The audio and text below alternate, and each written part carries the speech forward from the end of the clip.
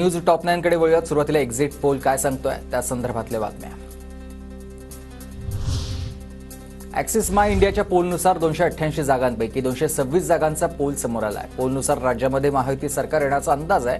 महायुती 178, महाविकास आघाडीला 82 तर इतरांना 6 जागा येण्याचा अंदाज. ॲक्सिस माय इंडियाच्या पोलनुसार मुंबईमधील 36 जागांपैकी महायुती 22 तर महाविकास आघाडीला 14 जागांवर विजयी होण्याचा अंदाज आहे. तर अपक्षांच्या वाट्याला 0 जागा आहेत.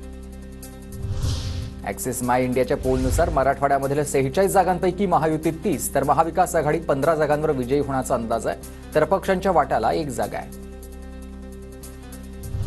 ॲक्सिस माय इंडियाच्या पोलनुसार कोकणामध्ये आणि ठाण्यात 39 जागांपैकी महायुती 24 तर महाविकास आघाडी 13 जागांवर विजयी होण्याचा अंदाज आहे. तर अपक्षांच्या वाट्याला 2 जागा आहेत.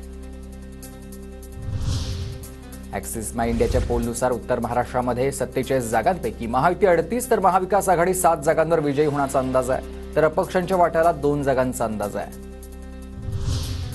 ॲक्सिस माय इंडियाच्या पोलनुसार पश्चिम महाराष्ट्रामध्ये 58 जागांपैकी महायुती 36 तर महाविकास आघाडी 21 जागांवर विजयी होण्याचा अंदाज.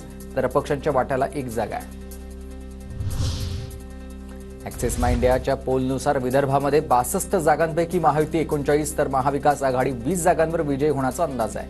तर अपक्षांच्या वाट्याला 3 जागा जाण्याचा अंदाज आहे. मवियाला 136 ते 145 आणि महायुतीला 129 ते 139 जागा मिळणार. तर इतरांना आकडा हा 13 ते 23 पर्यंत जाण्याचा अंदाज आहे.